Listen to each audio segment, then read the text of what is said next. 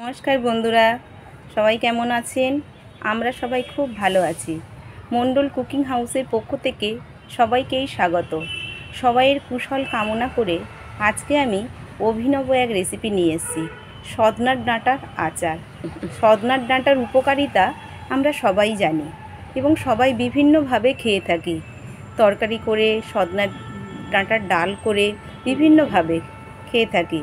কিন্তু সজনার ডাঁটার আচারটা শুনতে একটু অবাক লাগলেও খেতে কিন্তু খুব টেস্ট। আমি কিভাবে এই রেসিপিটা বানাই প্রথম থেকে শেষ পর্যন্ত দেখার জন্য সবাইকেই অনুরোধ করছি।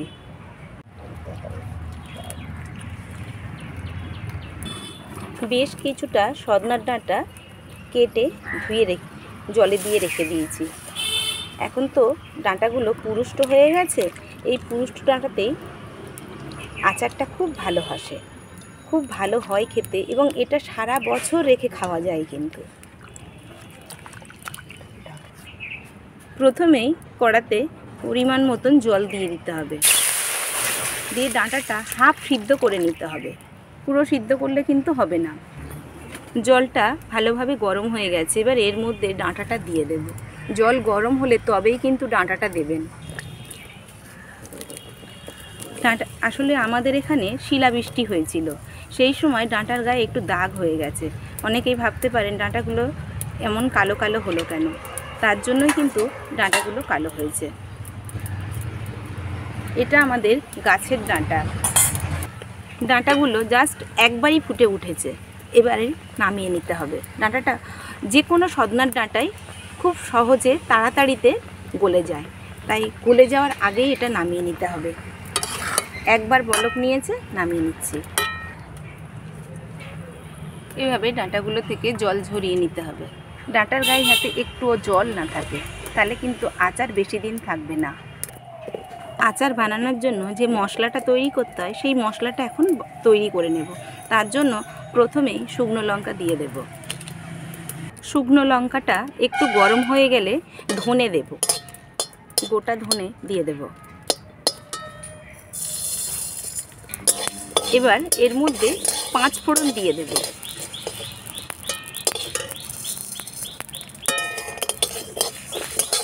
এবার এর মধ্যে গোটা জিরে দিয়ে দেব।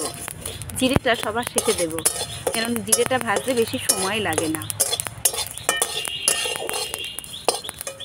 মশলা থেকে একটা গন্ধ ছেড়ে দিলেই নামিয়ে নেব। চটবট করে আওয়াজ হচ্ছে, দেখতেই পাচ্ছেন, ভাজার আওয়াজটা পাচ্ছেন। মশলাটা ভাজা হয়ে গেছে, এবার উঠিয়ে নেব। এদিকে বেশ কিছুটা তেঁতুল ভিজিয়ে রেখেছিলাম আগে থেকেই। তেঁতুলটার কাত বের করে নিতে হবে। মা এদিকে কাত বের করছে, আমি এদিকে মশলাটা শিলে একটু গুঁড়ো করে আনি, আধা গুঁড়ো করে।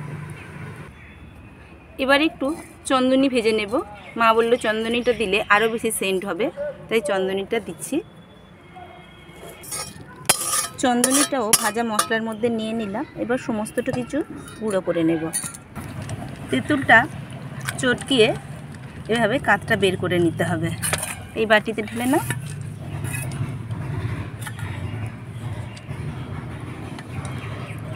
এদিকে মশলাটা আমি আদা গুঁড়ো করে নিয়ে এসেছি আর একটু। এবার আচারটা বানানোর জন্য কড়ার মধ্যে সরিষার তেল দিয়ে দিলাম। এবার তেলের মধ্যে 5 ফোড়ন দিয়ে দেব।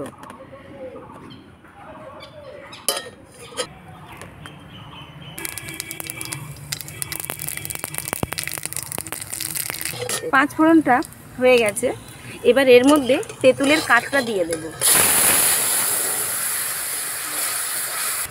এবার এই কাদের মধ্যে পরিমাণ মতন লবণ দিয়ে দিলাম।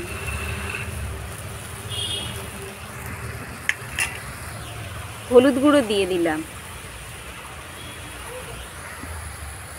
লবণটা কিন্তু একটু বেশিই দেবেন, কারণ তেঁতুলটা তো টক এবং ডাঁটার মধ্যে যাতে যায়, ব্যালেন্সটা যাতে ভালো থাকে সেটা বুঝে দিতে হবে।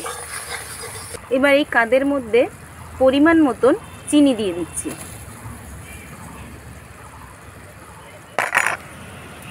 খুব ভালোভাবে সমস্ত কিছু মিশে গেছে। এবার এর মধ্যে সিদ্ধ করে রাখা ডাঁটাগুলো দিয়ে দেব।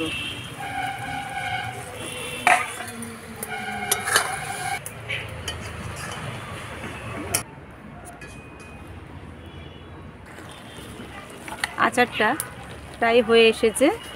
এবার এর মধ্যে ভেজে গুঁড়ো করে রাখা মশলাটা দিয়ে দিলে আচার পুরো রেডি।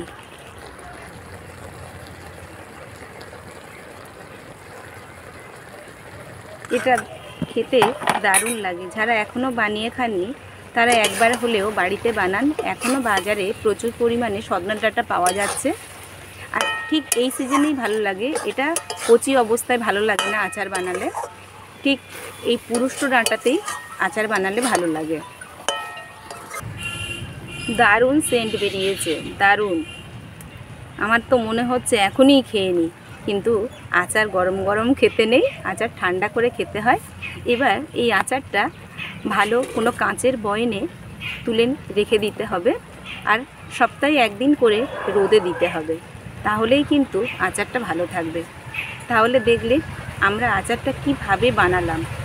আমরা যেভাবে বানালাম বাড়িতে ঠিক এভাবেই বানাবেন। আমাদের এই আচার বানানোটা কেমন লেগেছে আমাকে অবশ্যই কমেন্ট করে জানাবেন। আর যদি ভালো লেগে থাকে তাহলে অবশ্যই লাইক, কমেন্ট, শেয়ার করবেন। চ্যানেলটা নতুন কেউ দেখে থাকলে চ্যানেলটাকে সাবস্ক্রাইব করবেন। সবাই ভালো থাকবেন, সুস্থ থাকবেন, সাবধানে থাকবেন। পরের দিন নতুন কোনো রেসিপি নিয়ে চলে আসবো।